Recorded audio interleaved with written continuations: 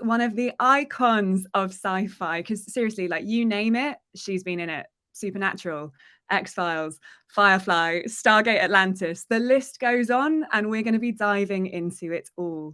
My name is Alysia Judge. I'm a filmmaker and journalist specializing in all things geek culture. I started at IGN and I now freelance for the BBC and Netflix and others, diving into the big forces behind pop culture. And it's one of the reasons why I'm so excited to chat with Jewel today, because beyond her career, there's also just talk about the incredible forces like feminism that shape sci-fi and the stories that we tell. So if you have questions for her, we're also going to be asking those over the next hour and a half. So please drop them in the comments and I'll fire them at her. But without any ado to further, I think it's time we welcome Jewel on stream. Please welcome Jewel Staite. Hi. Hey, Jewel. How are you doing? I'm good. How are you? Yeah, good. Really excited to delve into your CV. It's like your LinkedIn profile. We're going to go down. All right, I'm ready. I mean, there's all kinds of stuff in there, all kinds of kinds. I mean, you started really young, Jewel, like 5 years old, wasn't it? Yep, I was five, and I'm 40 this year, which is so crazy to me. Wow. I'm still doing this. It's like to be a child actor and come up through the industry. Like, there's one of your early headshots. I am. There she is. She's ready. She's ready. How old are you? I feel like that's maybe one of the first ones. I think probably 5 or 6 or 7, somewhere in there. Yeah. What was your first ever role? My first role was on a TV movie called Always Remember I Love You with Patty Duke. Yeah, and I was the neighbor. I was, her daughter's neighbor in the show. And yeah, and then from there I just kept booking TV movies. So I did another one with a car after that called Posing. And I was very good at crying on cue. I don't know why. Like, my parents are like, stop telling people that. But it's true. No, it's true. And I could do that. So I kept booking these really dramatic made for TV movies. I love that. I would insert celebrity here's troubled child. And I did that gladly for years. And had great time doing it. That's amazing. I feel like there's a really famous video, isn't there, of the little boy in E.T. in his audition, and he's my God.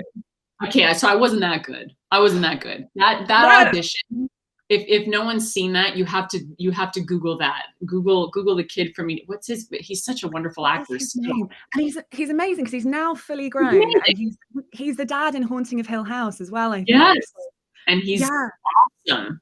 But yeah, that's worth a Google, seeing that audition, because some kids are just incredibly gifted. I was just good at, I was good at bringing up emotion really quickly, which I think is hard for some kids to do. But for some reason, I was fine with that. And you had a lot of emotional storylines, Jewel. Like, I was going through your IMDb and looking at some of the roles you play. Like, you were in a film called Liar Liar, which was about a girl who accused her. That movie was heavy. Yeah.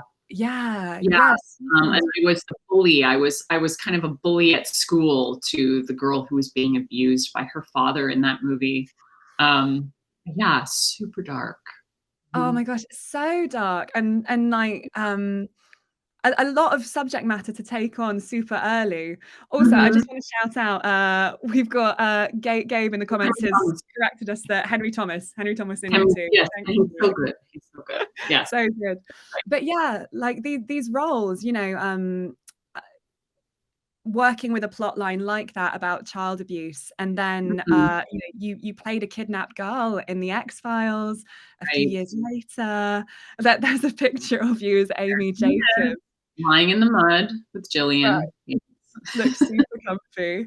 I mean, did you understand, like, how aware were you of these plots and depth? I was definitely aware. I don't think I was affected by it in any way. To me, it was still a lot of fun. I loved being on sets. I got a real kick out of it. So for me, it was just a really good time all the time. I never, I don't think, questioned the subject matter. And then when I was doing the X-Files, I remember I was on hiatus Space Cases, and I was about to go in to do flash forward the Disney Channel. I didn't want to work. I remember being like, no, I didn't go home, be a kid and go to the birthday party. And my agent was like, this is the X-Files. You can't say no to the X-Files. So I did it begrudgingly. I remember I was like, ugh, okay, fine. So I do remember the man, Michael, who played my kidnapper, was so lovely and so concerned that I would feel scared of him, I guess, or uncomfortable around him, that he made an effort to be very sweet and warm with me, which my mom appreciated more than anything. I think my mom thought that was just really classy of him. Yes. But yeah, I don't know. I mean, looking back on it now, I kind of go, God, like that stuff's really heavy for a kid, and also really heavy to watch back. I mean, I was watching all of this stuff too, right? I would do the movie, and then once it aired, it was very exciting, and we would all sit around the TV and watch at 9 or 10 years old. So like,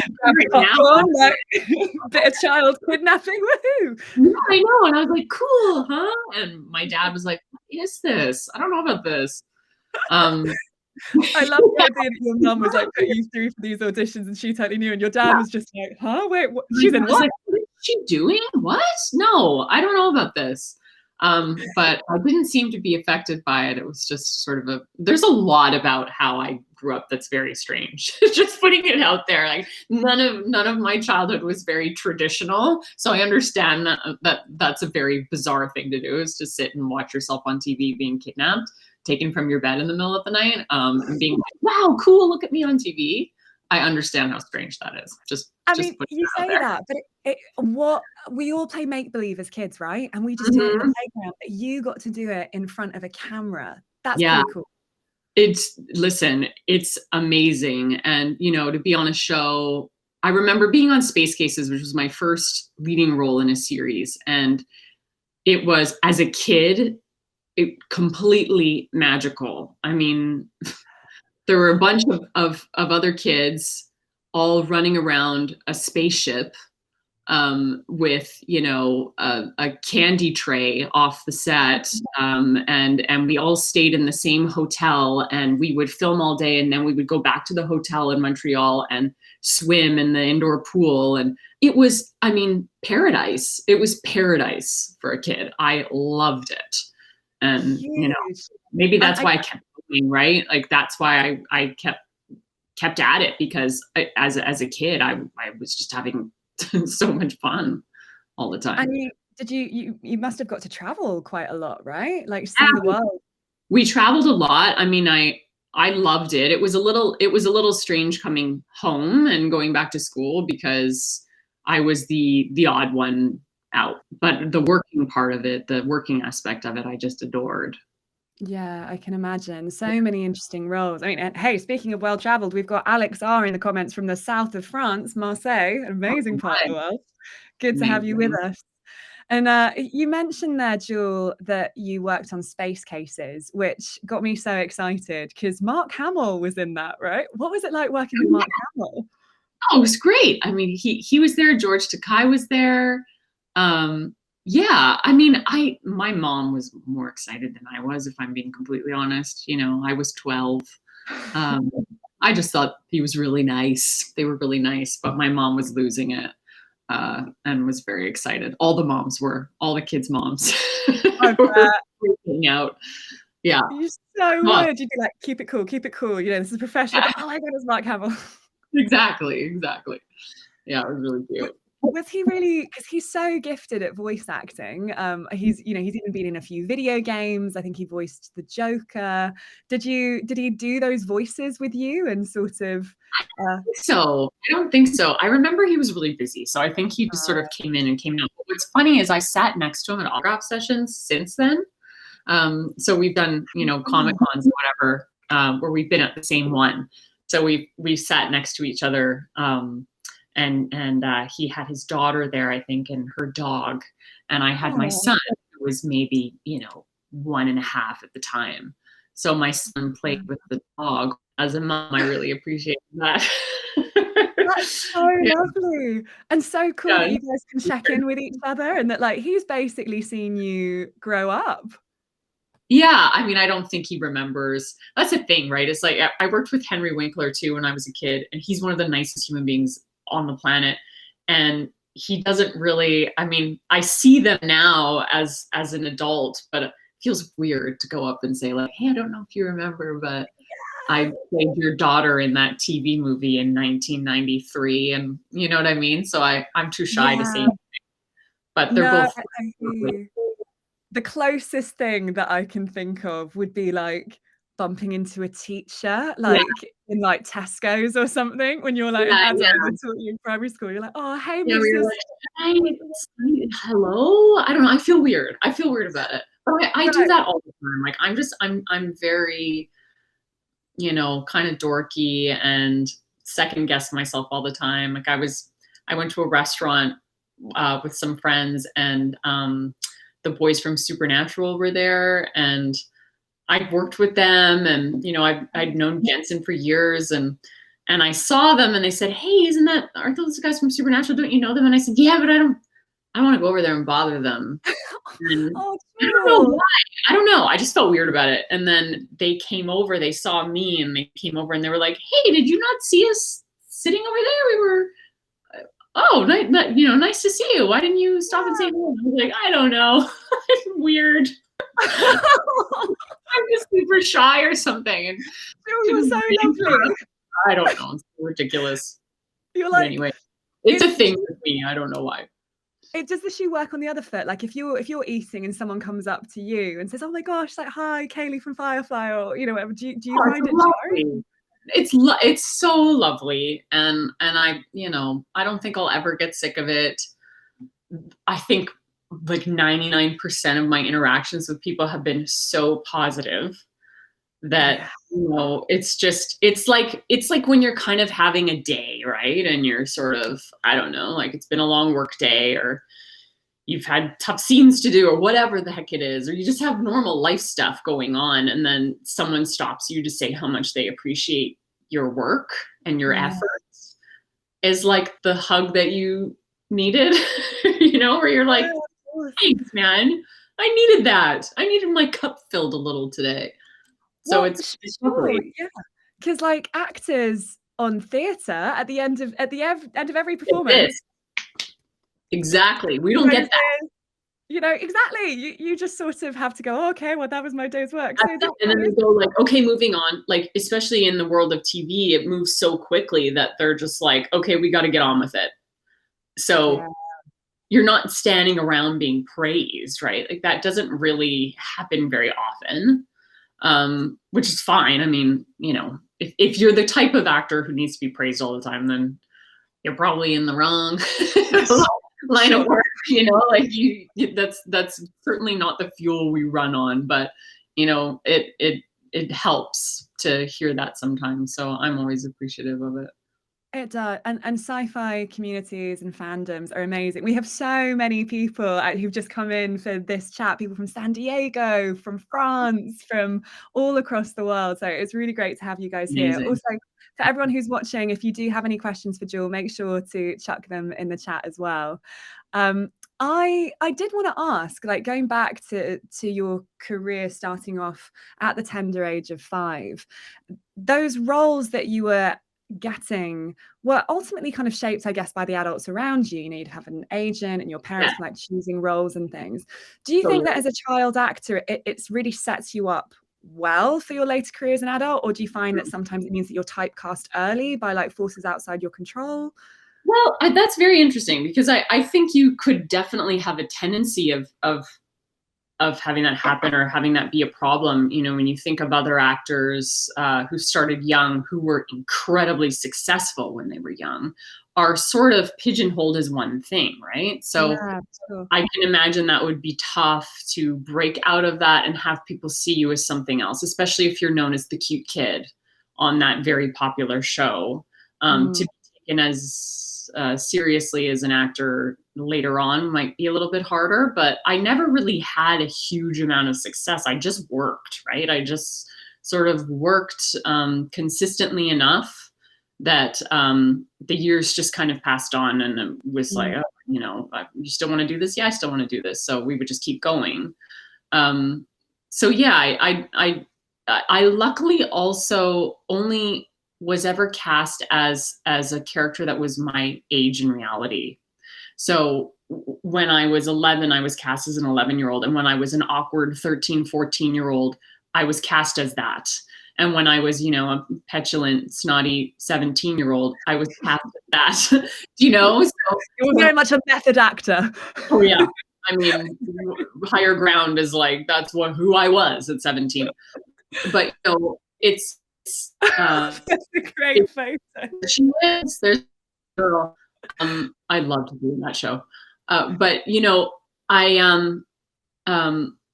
it's funny because as great as that was, because it kept me working, all of my awkward phases are captured on film forevermore. So it's like if someone had your baby book or, you know, your most awkward school photos and showed them to the world, that's sort of sometimes what it feels like, because once something is on celluloid, it's like it's there forever and for anyone to enjoy whatever they want, which is funny. It's interesting. Right. Yeah, always there. I mean, that right? is pretty exposing. There's no getting rid of it, so I might as well just embrace it. Exactly. Just say, right, that was my life. Yeah, that was me. There I am. Yeah. Well, and you are really you're active on TikTok as well in embracing that in all its forms in your fandoms. We've actually got Athena Tanos just said it's been such a breath of fresh air seeing you on TikTok. You may not realize how impactful your connection to the fandom has been on there. So people really love the way that you share and delight in that. I love it too. I mean, I never thought I would be into TikTok as much as I am, but it's become my favorite venue. It's become my favorite social media out there. And I used to be an Instagram girl, and now I'm all about TikTok. I think it's hilarious. It's gotten to know me. The algorithm is working. So I'm sent all of the things that I love, and it's my favorite way to unwind and, you know, get a laugh. So I love it. And I love connecting with people. I love watching the videos that I'm tagged in. I find it all highly amusing and sometimes very touching as well. So it's been great. I love it. It's an amazing platform. And actually, I have a question for you because I find this fascinating. What is your TikTok niche? Because everyone has one, like a really random thing. Mine is food. I mean, I save a lot of you know, cooking videos on my TikTok. So it's gotten to know me in that way, where it just shows me amazing recipes. And then also, this is so ridiculous and very shallow, but makeup tutorials. Nice. Yeah, they're great. I love makeup. And, you know, I have said in the past, I don't know if I still feel that way, but if I wasn't an actor, I might be a makeup artist. I love makeup. I love it. And I love learning about it. And I zone out watching these women and men do these gorgeous makeup tutorials. It just makes me really happy. I don't know what it is, but it calms me, and that's probably a good thing. It's just the way that you can completely transform that. I love that voice line that went around saying, "Don't tell the men that we can shapeshift, they'll inform the church." And it's like, yeah. Isn't it incredible? It's incredible what you can do with makeup. It's absolutely mind-blowing. I love it. Yeah.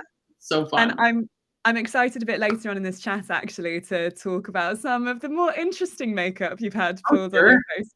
Sci-fi brings prosthetics, which will be really good. Okay, let's chat about it now. Yes.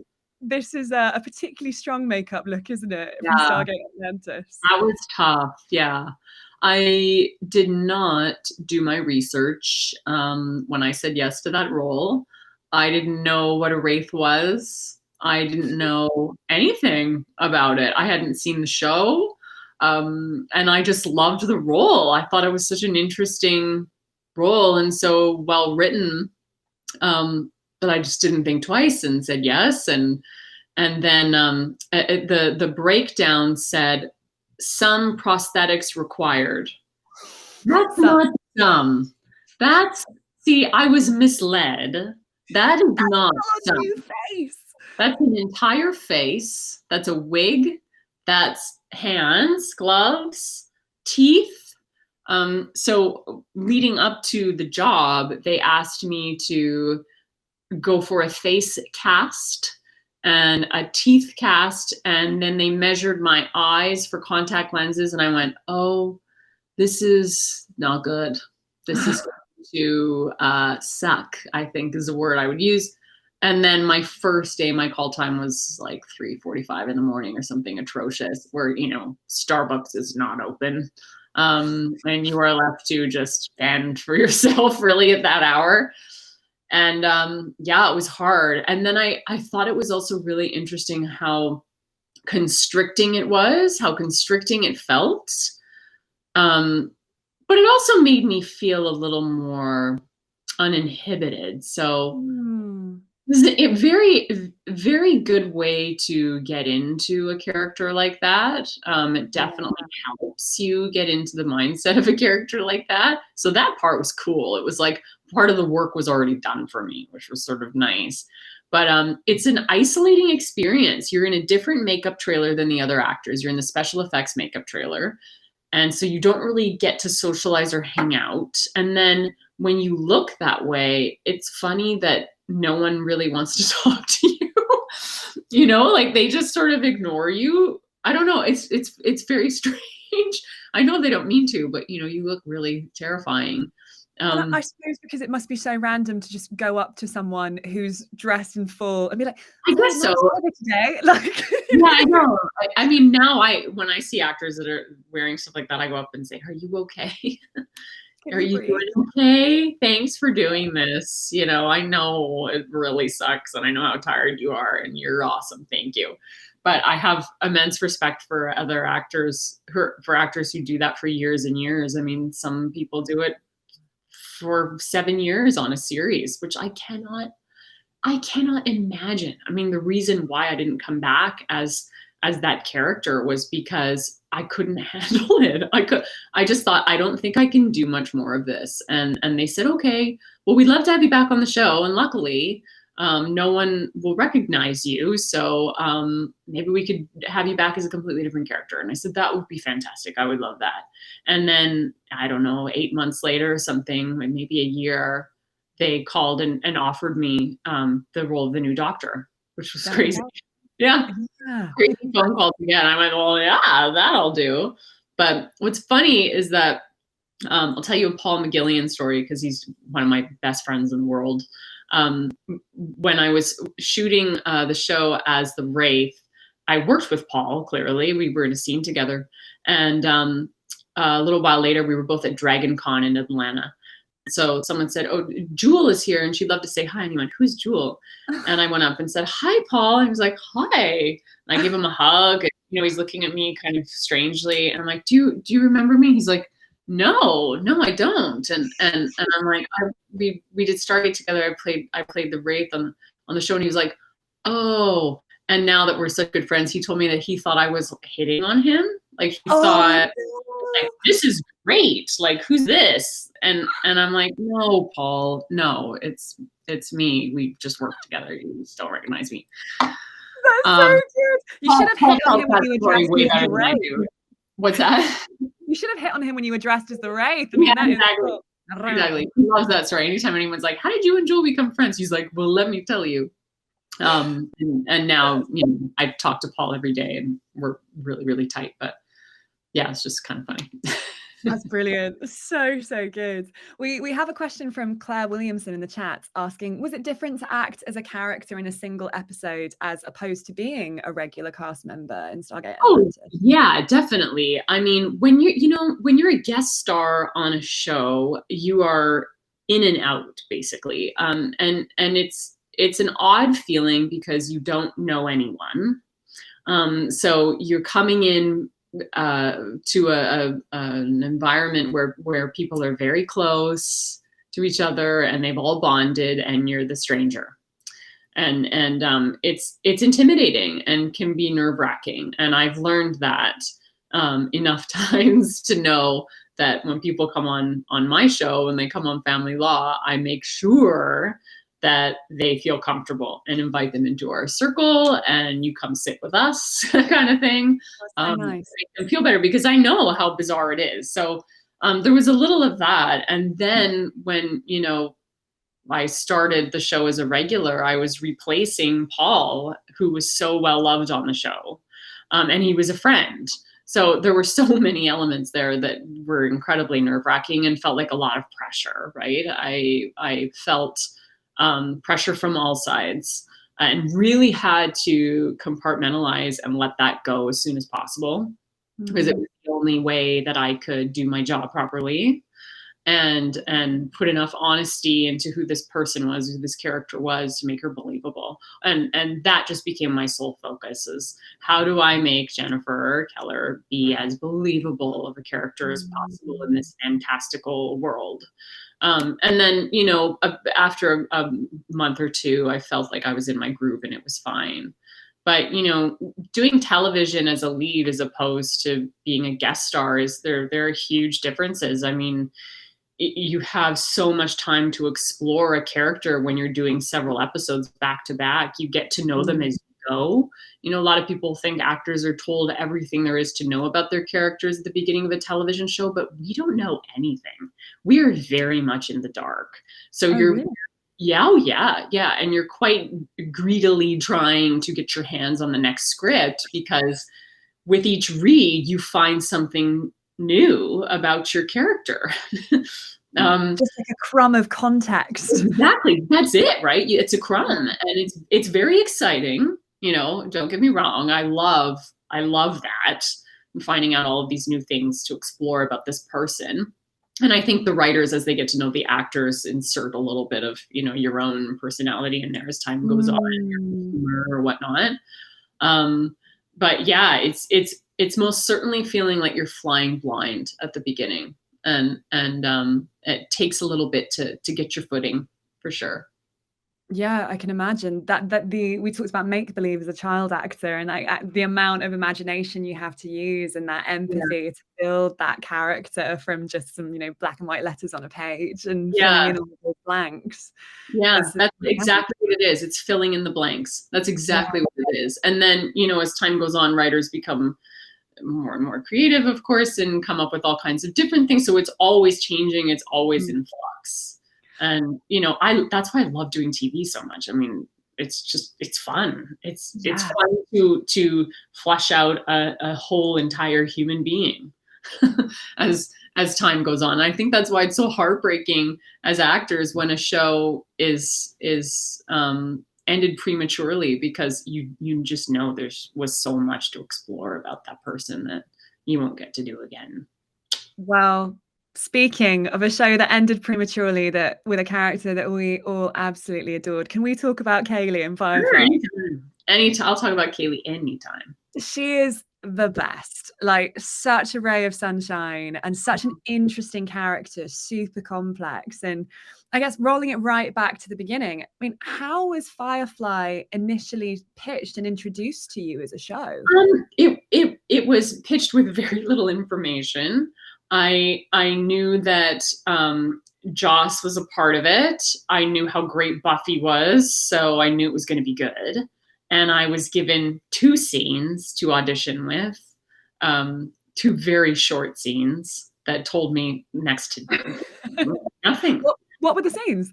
The scenes were, the first one was when Kaylee invites Book on the ship in the pilot, where she says, "You're going to come with us." Yes, that's such a great scene. Yeah. And she's got the umbrella and she's twirling it. Yes. Yeah. The second one was after Kaylee's been shot and I'm in the med lab and Mal comes to talk to me and I'm all kind of drugged up and I say, you're a good person, essentially. And he says, no, I'm not. I'm a mean old man. And I say, you just have to have faith in people. But they're quite short scenes, really, that tell you nothing.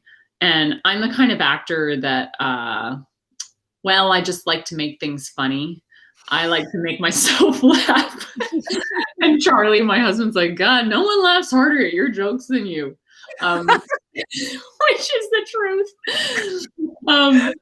And I'm always going like, how can I make it funny? So I did a little bit more humor, I guess, in my audition for Kaylee than the other actors who were auditioning. So I got called back. And I had one audition and then they flew me down to LA to meet with Joss and test for the network. And that was it. I had my test at 4:00 and I got the phone call at 6:00 that I had booked. That quick. That's speedy. Very, very quick. Yeah. So it was pretty exciting. And then how soon after you getting the role were you like there day one on set filming? A month, I feel. A month. And I had to gain 20 pounds within the month. Yeah. So they asked me if I would be if I would be okay with gaining some weight, because I was a little waif of a thing. I was, 19 with a metabolism that I would kill to have at this moment in time. And I said, sure. And they said, we just want Kaylee to look like she really enjoys her life. And, there are a lot of tiny actresses in Hollywood, and we just don't want to go that route. We want strong, beautiful women who look like they enjoy food, essentially. And I said, okay, sure, no problem. And they asked me if I wanted a dietitian to help me gain the weight. And I said, no, I don't think I need that. I need 6 cheeseburgers. I know. I was like, what? No. So I just started eating, and I ate the world. And I think I gained about 15 or something by the time we started shooting. And it was kind of glorious, to be honest with you. And I loved it. And all of the other actors were working like crazy to make themselves as fit as possible. And I was eating fettuccine Alfredo and donuts and cheeseburgers and whatever I pleased. And it was delightful. And on that first day on set, like what was the very first scene that you filmed as Kaylee? I feel like it was, I don't totally remember, but I feel like it had to be in the cargo bay. I feel like if my memory serves me, it was in the cargo bay, and it was with the actress who originally had gotten the part of Inara. I remember that. We started there. I think we started there. And then we got the call the next day or something that we were going to be reshooting all of that stuff. Because the powers that be felt that we just hadn't quite found the right person for that role. So we move on and shoot everything else until we found that person. So we shot basically everything Morena wasn't in. And then it was, I don't know, a week and a half later or something, I feel like, before she came in. Wow. So she was like really parachuted onto set. She sure was. She said, from what I've been told, she said she had an audition upstairs. They asked her, do you want it? And she said, yes, I do. And they said, great, come on down to set and meet everybody. And they took her downstairs into our soundstage, and she was like, hello. And we were all like, hi, welcome to the show. And she was like, oh my God. Yeah. Can you imagine? Can you imagine? Whoa. I cannot imagine. That's like crazy. Yeah. And then what was interesting is, the first day she stepped on set as Inara, Morena's like flipping gorgeous and just like has this sort of ethereal thing going on, right? Like queen like, and walks on set. And then we did that same scene. And the way she played it with this like sort of elegance and this like peaceful smile, with Mal putting her down and like treating her just terribly and saying those things to her. And she just sort of had this, oh, honey, I'm just so above you, I don't care kind of vibe. And it was like, ooh, it was so good. It was so good. And then it all just felt like everything had come together and we were all ridiculously in love with each other. And it was, dreamy.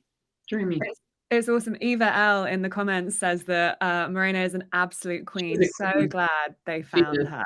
Absolutely. And it's true. Like I think one of the most amazing things about Firefly is those female characters. Like just even comparing and contrasting like Inara and Kaylee side by side.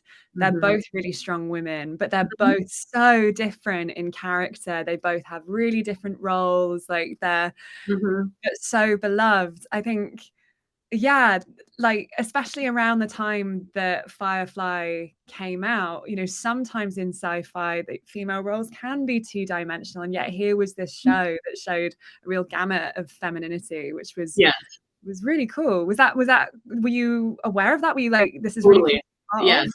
Yes. And what I loved the most about those women was that they were so unapologetic about who they were, right? Inara is a companion and some people would look down on that, but it's also this thing in the show that's really celebrated. These women are elegant and beautiful, and it's this respectful profession. And she is this, glamorous, worldly kind of woman who is very unapologetic about what she does for a living. And she knows she's very good at it. And she loves it. She seems to enjoy it, right? She seems to enjoy it. And Kaylee is the same. She's unapologetically herself. She doesn't care who's listening when she's divulging incredibly personal information. She doesn't care, and wears her heart on her sleeve. And it's just so empowering, isn't it? Not to care what other people think of you, really. I mean, she has her moments of insecurity and all of that, as we all do. But, to her core, she just is who she is. And I admire that greatly. And I think Zoe is the same. She is who she is. And has this incredible partner who supports her and loves her as she is. And it's amazing, right? They're very well fleshed out and beautifully written female characters. And, certainly didn't get a lot of that at the time, for sure. For sure. I mean, you look at Kaylee as a character, like space and westerns, that they're typically really male as genres. And then Kaylee herself is a mechanic, obviously, working in a very male-dominated environment. Like, did you find parallels that you found really personal with Kaylee as a character? Or I guess like any way that you learned from her as you were navigating the world as like a young woman in male-dominated sci-fi spaces? Sure. I mean, I think it's just going back to how honest and unapologetic she was.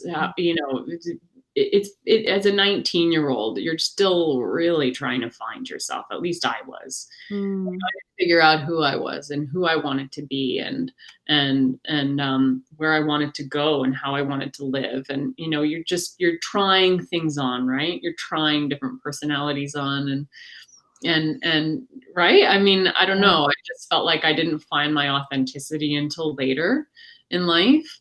But I mean, Kaylee and I have always been so very different. We are just complete polar opposites. And I remember Joss laughing at that, because he was like, you're just so sarcastic, so sardonic. And Kaylee's is like, and then we say rolling and you're like a completely different person.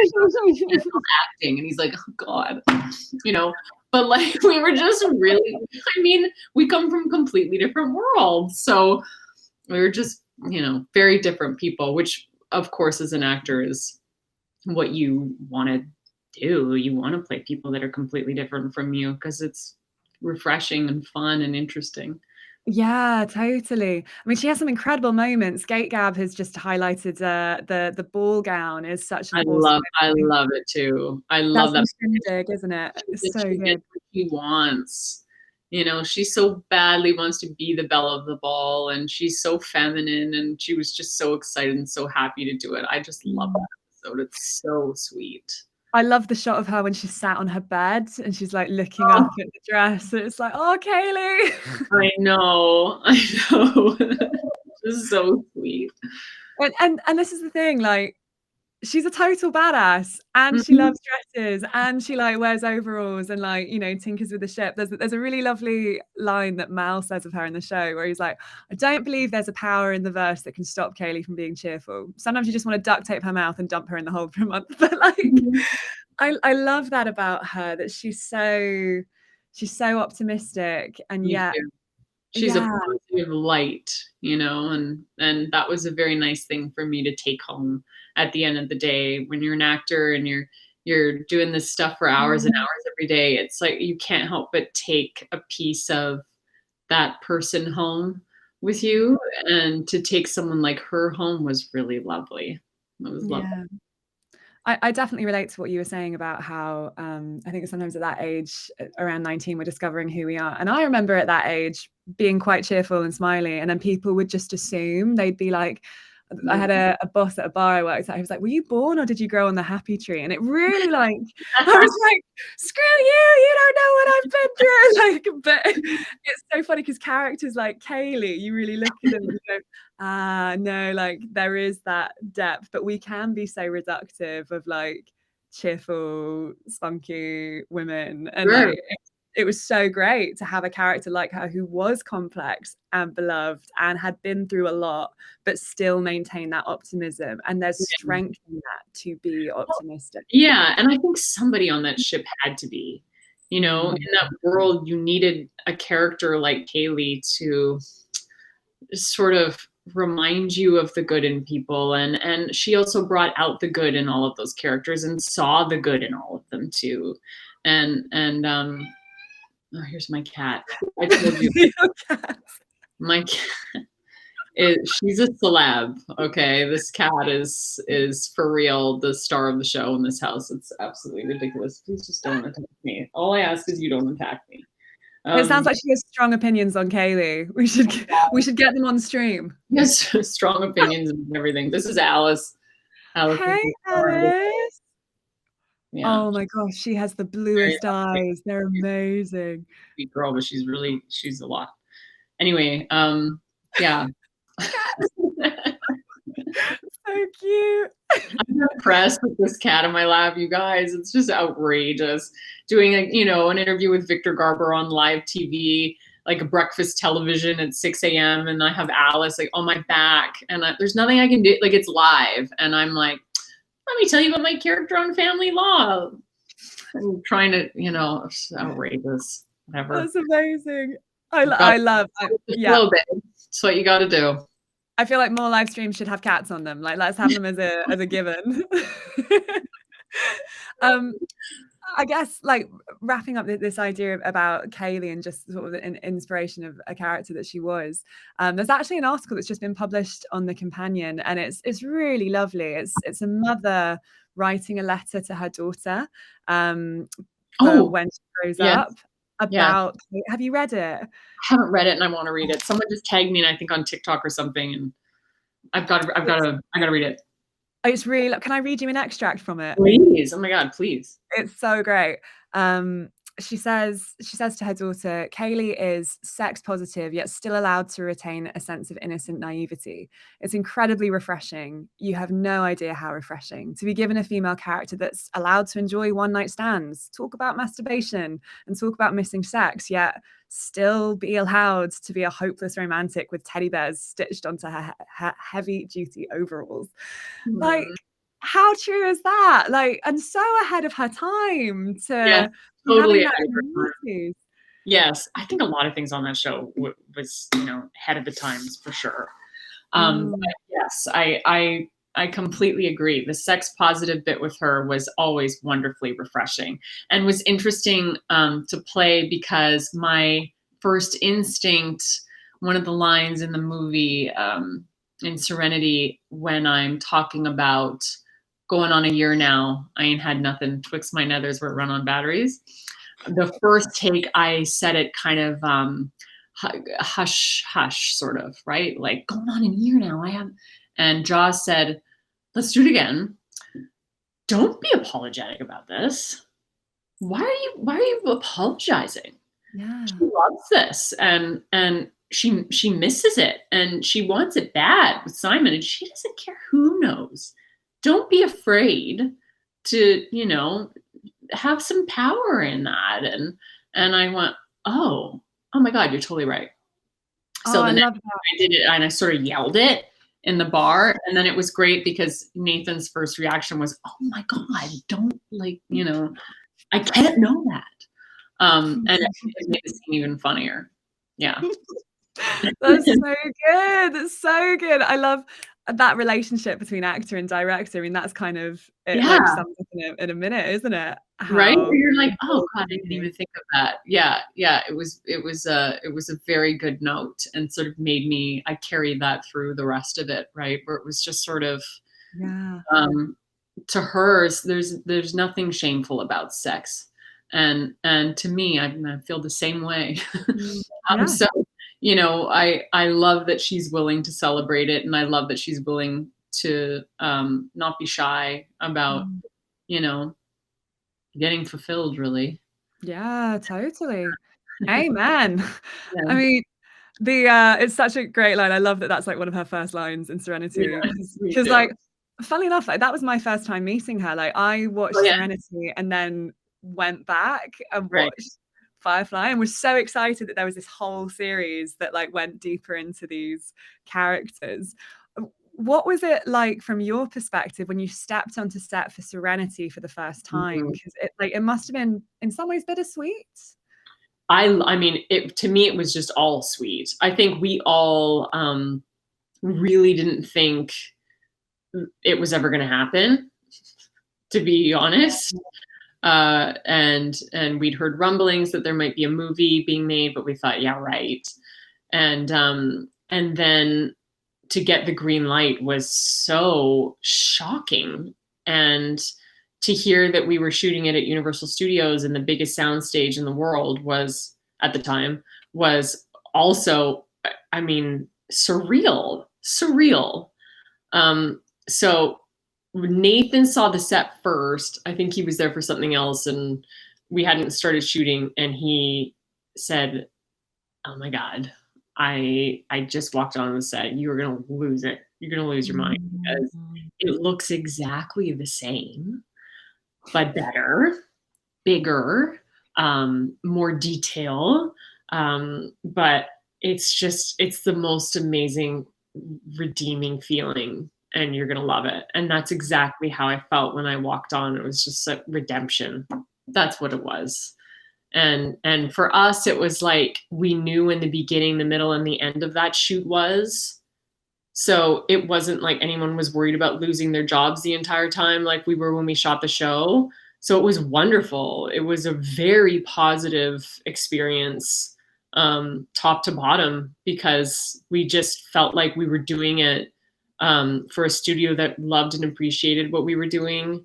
And it was awesome. It was awesome. It was what we needed, I think, to close out the chapter.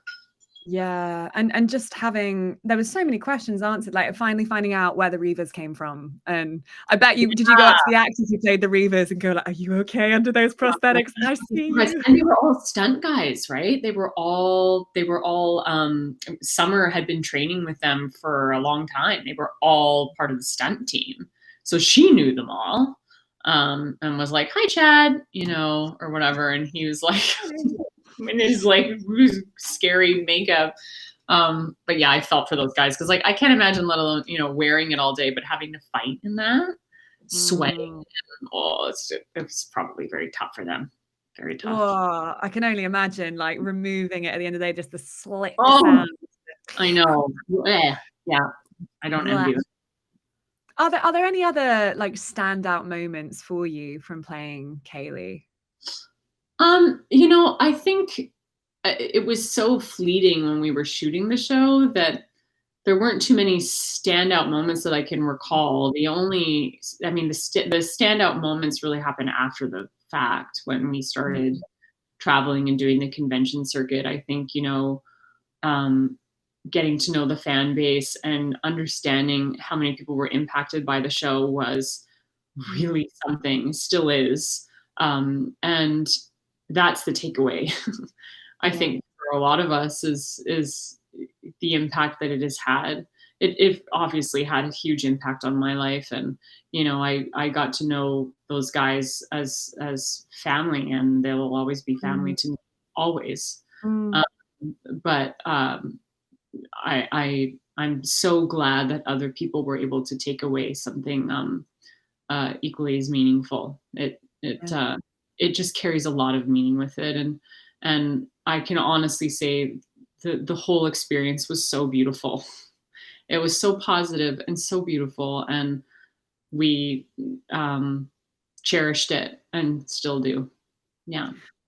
That's the wonderful thing about sci-fi, isn't it? What you were saying about how like people were impacted by Firefly and so many of the shows that you've been part of, because sci-fi gives us this lens to look at our own culture and society, but like flipped, and you can like zoom into one detail, whether it's like corporate greed, racism, like these huge ideas. Totally.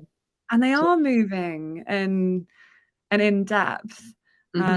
I mean, you have been in so many different sci-fi series over the years. Is that one of the things that keeps you coming back to it? Just the depth that you can get? Sure. Yeah. I mean, there is so much hidden meaning in a lot of that stuff. It's just, if you can get some incredible writers behind a project, you can really move people and change minds with the right kind of thing and the appropriate subject matter. You can really just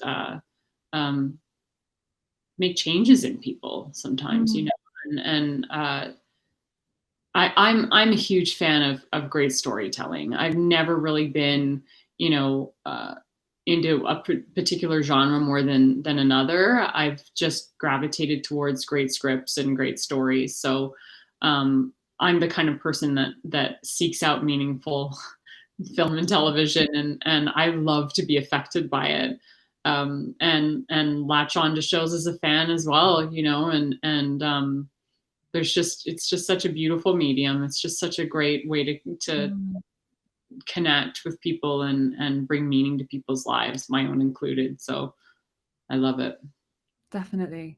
Yeah. I mean, do you think that contemporary sci-fi is doing anything interesting, I guess, in this space to experiment with? I mean, particularly, so much what we talked about is gender and sexuality, but like now in 2022, like what are some of those really interesting spaces that you're seeing sci-fi like play with?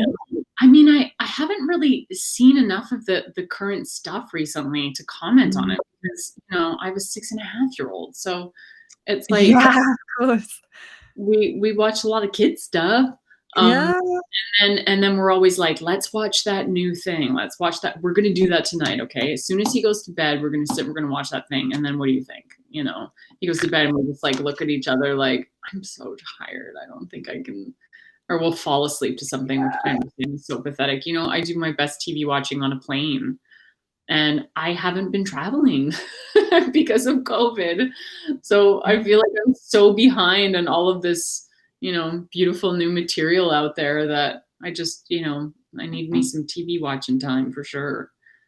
Get some planes. No, I don't have any in my near future either. So I'm about to launch into shooting this show here, and my life will be all consumed as of next week. That'll be it. So the next 4 months will, because crazy. You're a pretty busy woman at the moment, Jewel. Like, can you tease for us some of the things that are coming next? Yeah. Yeah, it's nuts. Sometimes I'm like, maybe I've taken on more than I can handle right now. I don't know. I had a moment last night. It's like, we're doing this massive house reno right now. I know. It's like when it rains, it pours.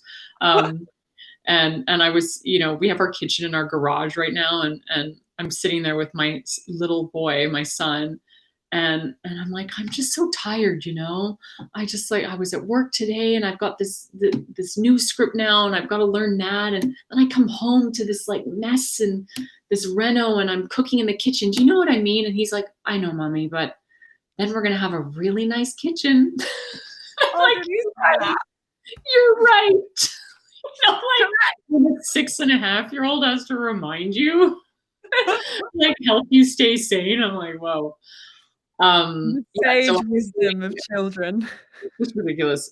He's got way more wisdom sometimes than I give him credit for, and he's pretty awesome. But I just wrapped Quantum Leap. New, the reboot of Quantum Leap, and I may have more work to do on that later, but I have to wait until I'm finished Family Law, which is going to begin, and we don't wrap until September. So it's full speed ahead for the rest of the summer for me. But it's okay. It's okay. I know that once I get going and once I get into a rhythm of it, I'll be fine. But having your house torn apart at the same time doesn't really help. I mean, what do you do to de-stress? Like what's your, how do you like center yourself amid all of that? A little TikTok. No, I don't know. Victor Garber plays my dad on Family Law, and he is awesome at keeping me prioritizing myself, my rest, and my energy levels. He's very good at reminding me, don't take on too much now. So I'm learning that as I go. It's definitely a balancing act for sure, but I'm getting better and better at it as time goes on. Yeah, it's a juggle. It is, and just learning to chill out in the moments that you do have time to chill out, which are few and far between, but important to take those rests and take those breaks when you can. For sure. And ironically, your job is giving people the space to sit down and kind of like take those rests. Like we're all going to be sitting down having a rest watching Quantum Leap when it comes out. Right. Once you see it, I think you'll go like, oh my God, that looked like a really hard shoot. I know it's not. Was it? A lot of night shoots.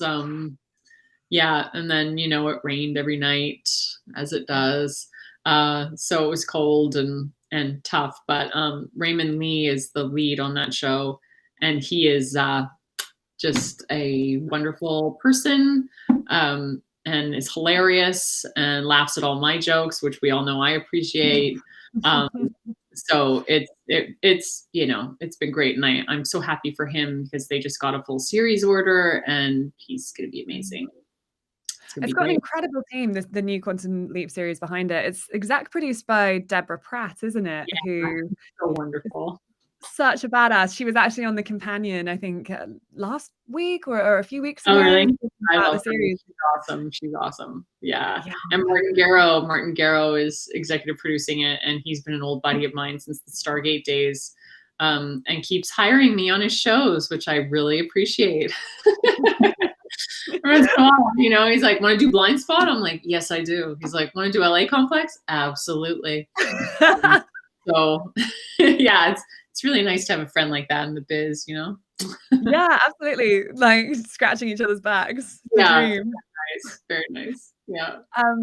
So for this last half hour that we've got of the chat, I'm going to move to have some of the questions that we've been getting in the chat. Oh, yeah. Throwing them at you, Jewel. To read it here. So the first one was from Lawrence Cow, who said, since you've been on so many sets, what's one that really stands out from the first moment that you stepped onto set? Oh, I mean, Firefly, only because the set was so incredible looking. I think anybody who stepped on that set, anytime any one of us would bring our parents or guests or whatever by, the first reaction was, whoa, because it's a spaceship. It's a spaceship in a room. It's one big, long, continuous floor times 2. So to see it in its entirety is wild and very breathtaking. Although when I stepped onto the Atlantis set, I had the same feeling. And for the other actors, I mean, they'd seen it every day. So they were sort of like, oh yeah. But when you see it for the first time, it's pretty grand. It's massive. And the Stargate itself is there, huge against the wall, and the lights are very beautiful, and it's a wow. It's a wow moment.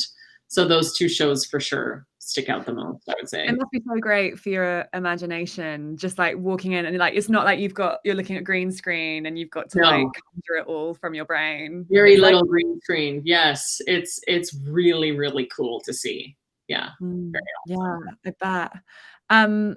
There's a question here from Jenny Stiven saying, do you have plans to dive into directing or more producing in the future?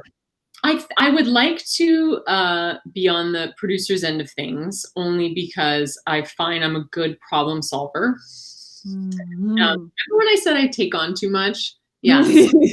I'm doing that thing where I take on, problems on set. People come to me with things that have been happening, and hey, could you talk to so-and-so about this? And I don't know why they're scheduling it this way. And because I've got a trip, and could you talk to the producers? And, when you're the lead on a show, that's part of your job, is to field those problems for people. And Nathan Fillion has been my texting buddy. Like I'm always asking him what to do, right? When I first booked Family Law, I said, I'm about to do this show, and I'm the lead. And he was like, oh my God, really? And I said, yeah, but don't tell anybody because it hasn't been announced yet. And then the first thing he did was say in the Firefly group chat, hey, Jewel, just booked the show. And I'm like, I just told you not to, like, Nathan, to anyone. But he's been such a huge help in helping me navigate this. And when I say, what would you do if so-and-so comes to you with a problem? And he go, well, this is what you can say. And this is how you handle it. And his suggestions and his advice are always incredibly classy, which I appreciate. He's really good at dealing with things in a classy way, but also standing up for himself and being, I'll use that word again, unapologetic about standing up for yourself and what you need, right? What you need and what you want. And he's just been invaluable as a source for me to have. So I would say producing wise, I'm getting really good at that. I'm getting really good at problem solving. And also it'd be great to just be able to get some projects off the ground that I think deserve to see the light of day. So that would be cool. Directing, no, only because I see directors all the time. I see them all day long, and I see how stressed out some of them are, and how insane it is what they do, and all of the fires that they have to put out all day. That kind of stress for a person like me who runs anxious anyway is not a good idea for the old blood pressure monitor. Like I'm like, I don't need that kind of shit in my life. I like to say the words someone else said, or someone else wrote, say the words someone else wrote, and then go home at the end of the day and sleep. And not have to worry about how they're going to shoot that scene tomorrow. It's not my problem. My problem is know the lines, show up on time and be prepared. That's it. That's my job. And I'm okay with that. I don't need to be the head honcho. I don't need to be the director ever, I don't think. Well, and that's also one of the lovely jobs of a producer, right? Is that quite often you're sort of like the mental support sort of masseuse of the director as well. So you can kind of... That I can do. That I can absolutely do. But yeah, the pressure that a director is under, I just honestly don't think I can handle it. I'm just not good at that kind of thing. Yeah, for sure. Yeah. I mean, it's so high pressure. So high pressure. It takes a certain kind of mind to be great at that, I think. Yeah, really intense, especially like in the world of TV series when things are going on for weeks and weeks. Eva L has a question in the comments saying, was there any story or character development for Keller in Stargate Atlantis that you or the creators had in mind but didn't get to tell it? Oh, I don't know. None that I had in mind, really. I mean, I was always very interested to see what was going to happen and how things were going to go down with her. And I don't know. I don't know what they had in mind. I do know that there's some material floating around out there that may come to fruition. I don't know. But Stargate may not be over. We could see more of it. So maybe we'll get to find out. Oh, can you imagine? That would be so good. Listen, this business is crazy. Anything is possible. Anything is possible. Is this one of the things that's keeping you so busy? No, I can say that for sure. Family law is my life right now. I'm lawyering it up every day. Yeah. And that's basically it, with a little taste of Quantum Leap here and there. So, well, we'll cross all of our fingers. That would be amazing. Colleen wants to know, what is your favorite thing that you have taken from a set, either physical or something that you've learned? Oh, well, physically, I just haven't really taken much because I just didn't really, I don't know. I was raised in this industry, so I was taught not to steal, and I just didn't know you could do that. And like, I'm kicking myself for it because all the other actors I know just took whatever they wanted. And so now I'm doing that. I'm doing a lot more of that, and I don't care who knows it. I take a bunch of stuff from my last show, and I'm just keeping it all in a nice box for when I need it or want to auction it off for a charity or whatever. I've got treats, I've got things, and I'm just going to keep doing that so that I can accumulate my own little gift box of stuff. But I mean, is there anything? Sorry, is there anything that you would have taken that? Many, of course, many things. Yes, I wish I had taken things off of the spaceships I've been on for sure. I just didn't think to do it in the moment. But mentally, I've taken many things from every job. I learned something on every job that I've done. There's always valuable lessons to take with you. And it's mostly from working with actors who do things right. I mean, I've learned some things from actors who are doing the wrong thing too, what not to do. Where I'm like, ooh, that didn't go over so well. I won't be doing that. But the good stuff for sure. I have watched very closely the way that actors, stars, celebrities, or whatever have made people feel. They're sometimes very fleeting moments for the actor, but not for the person who's met them. You take that moment away for life. And I have understood very much the kind of impression I want to leave on people, and have always been very conscious of that. So I've learned that for sure. I mean, speaking of leaving impressions, Jenny wants to know, who have been some women mentors in your career? I don't know if I've ever really had a mentor. When I was a kid, I had an acting teacher, and her name was Michael. Her name was Michael Doogie, and she was an incredible teacher and taught me a lot at a very young age about honesty, about approaching every role with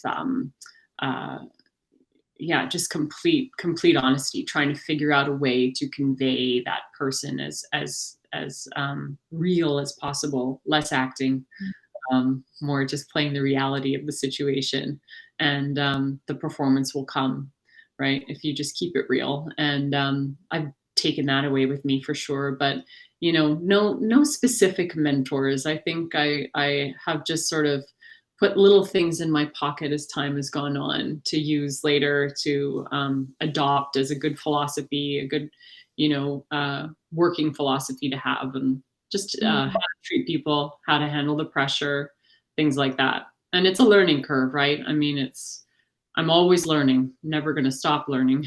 Of course. Yeah. Yeah. I mean, you've worked with some incredible women over the years, like Amanda Tapping. Best. God, she's the best. Oh, so great. Like really powerful, badass women working in the space, literally in space. Yeah. Has there ever been any like sage advice, or like have you guys like come and supported each other? I don't know if I've ever been given sage advice. I have, you know, with someone like Amanda, I've seen how her she's a great actor, obviously, but she is so willing to have a great time. And remember that all it really is make believe. At the end of the day, that's what we're doing. We're telling a story. And I loved that she was able to goof around between takes and let it go and laugh. She has the best laugh on the planet and makes everybody else start laughing. And I loved that about her, that she just didn't take it seriously. I mean, she was a pro.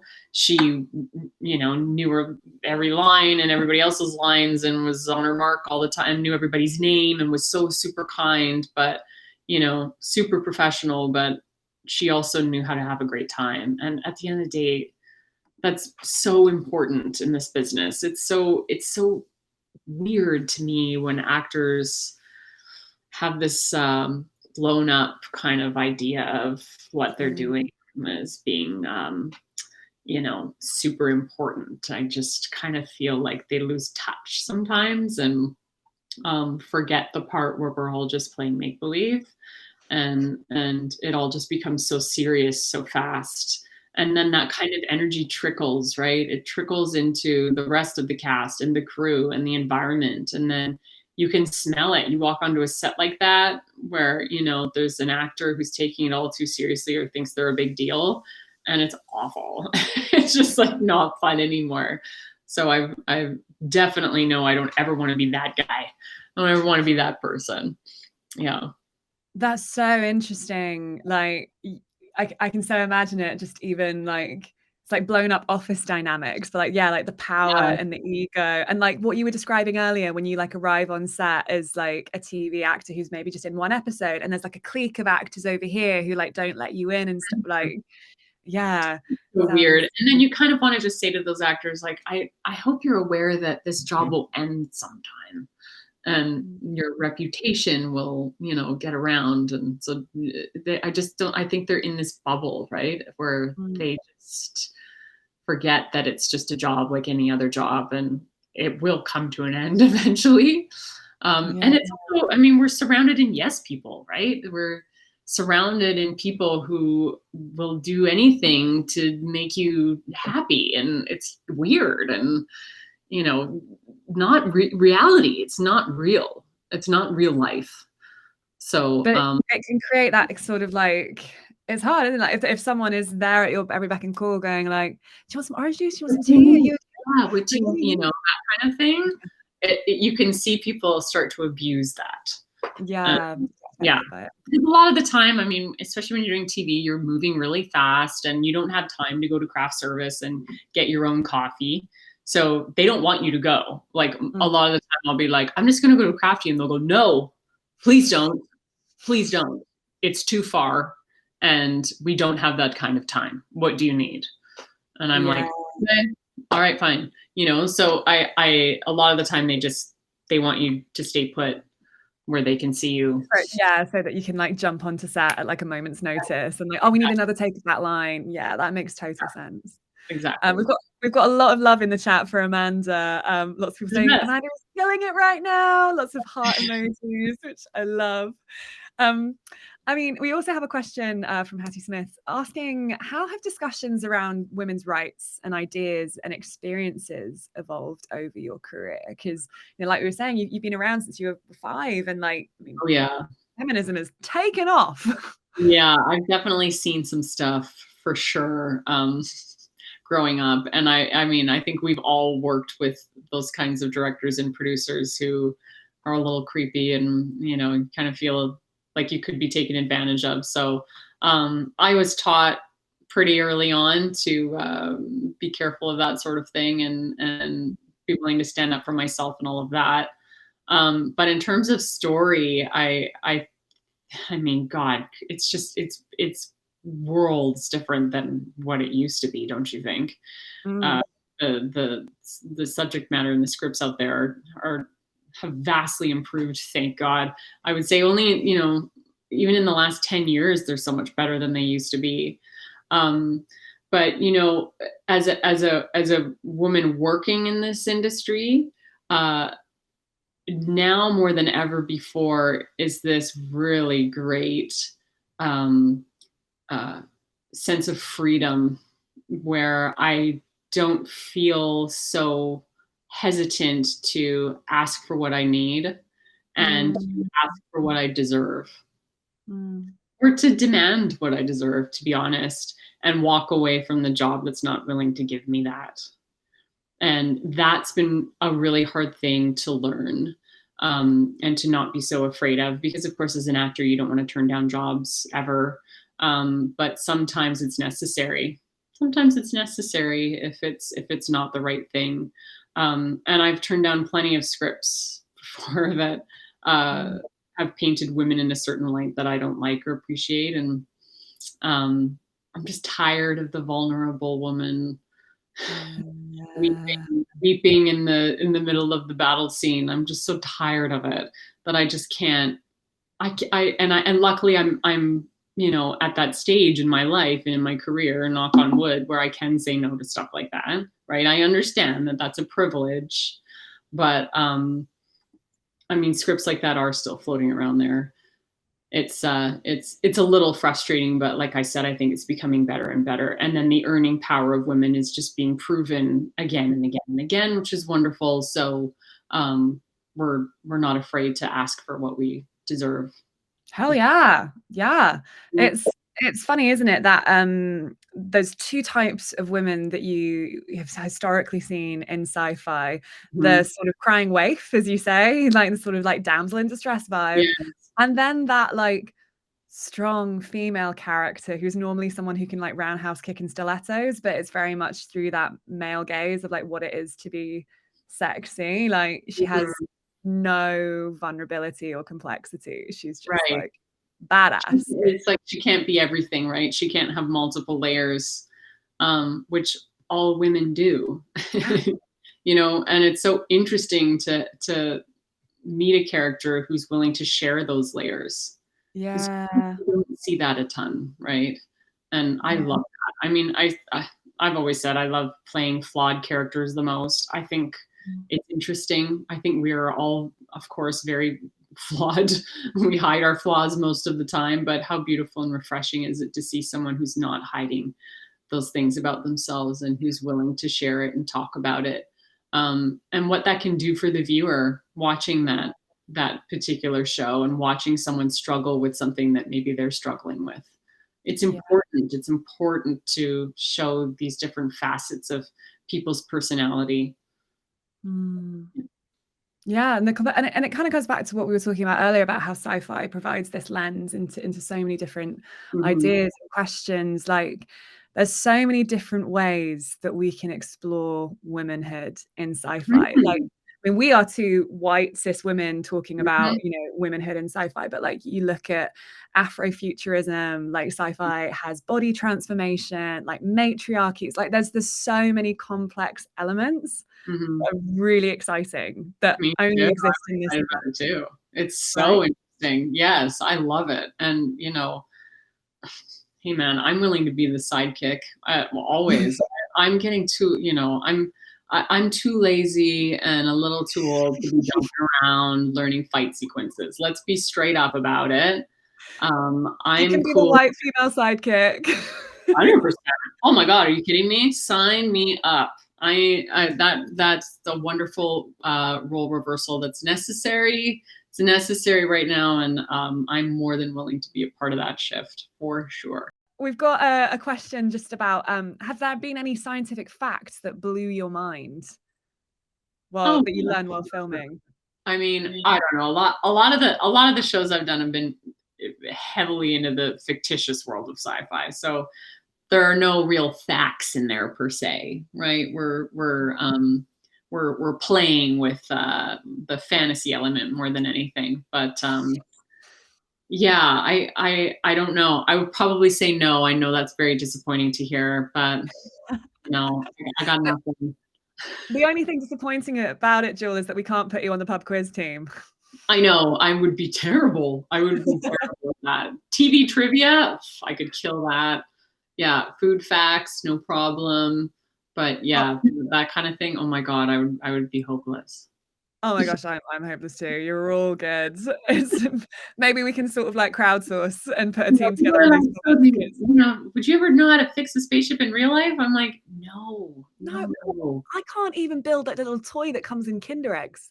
Listen, me too. It's sad. I know it's sad. I was saying before this started that my husband was in here setting up my computer and my camera and everything, because I don't know what it is about me and tech. I just cannot, my brain, and then I panic. And then when I'm in panic mode and I can't turn things on, well, then just forget it. Just forget it. Yeah.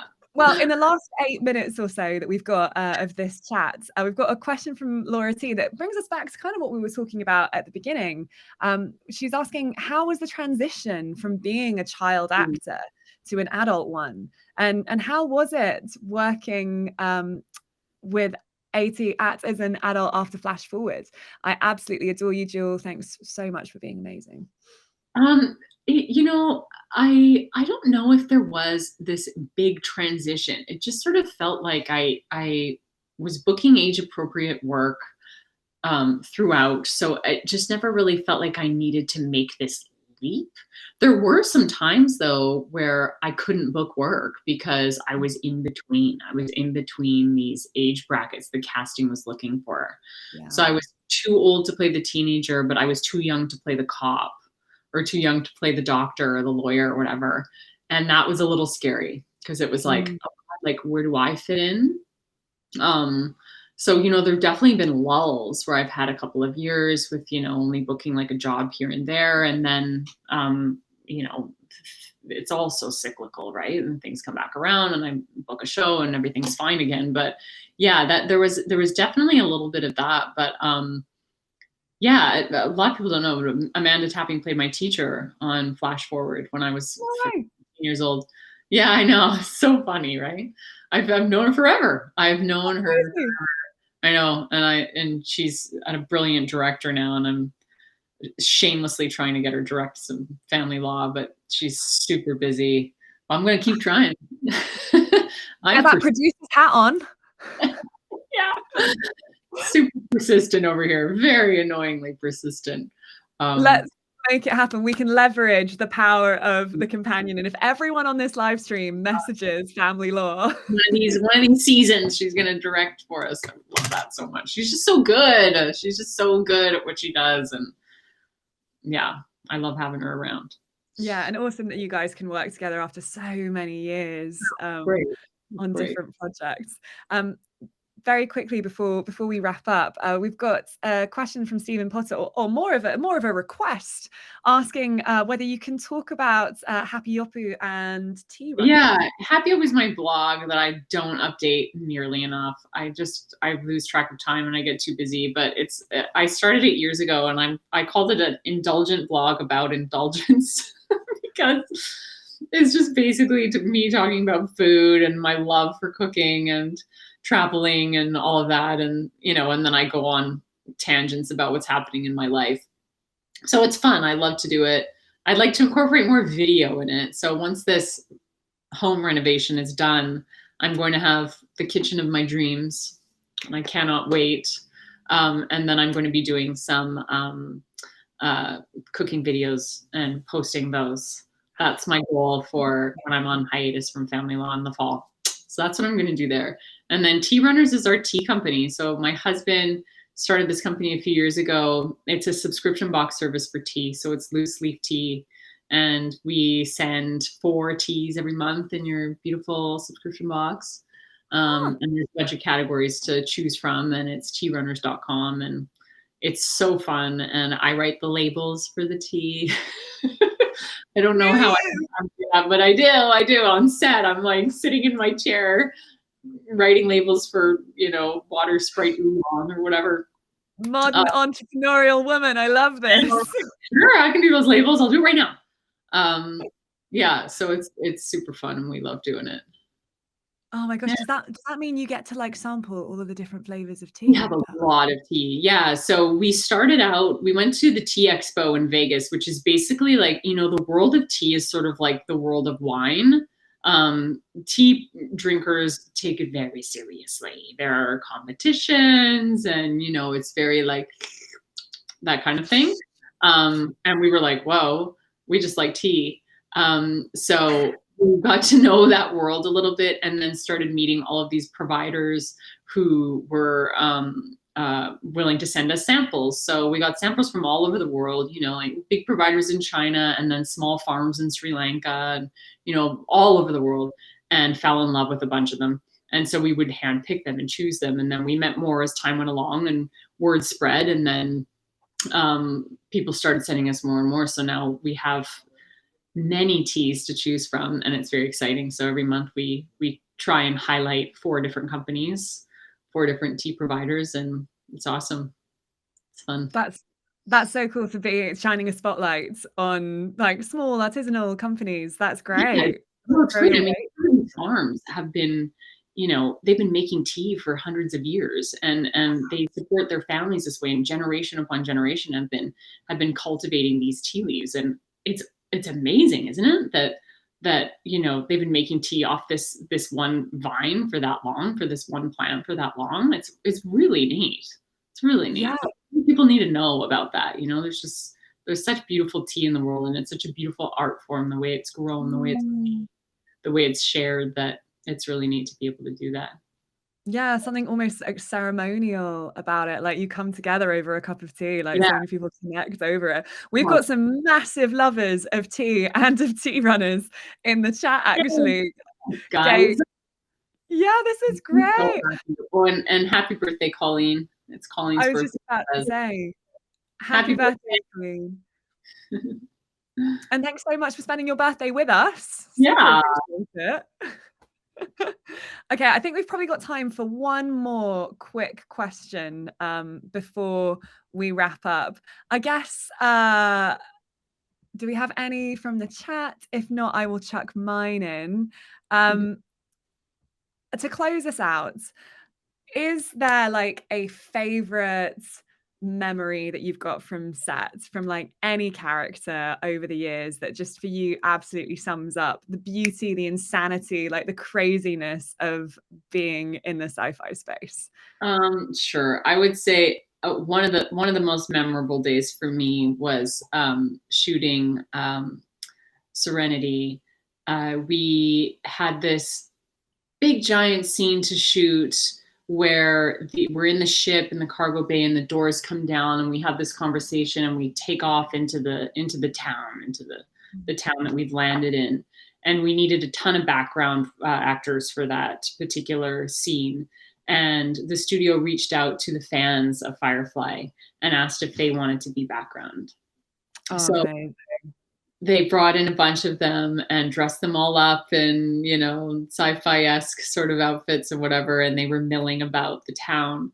And that day was really cool and really special because we felt very appreciative to them for giving us the opportunity to fly again, to do this movie in the first place. And they were so stoked to be there that it was just this, love bubble kind of a day that was so special and so full circle. And I don't think I'll ever forget it.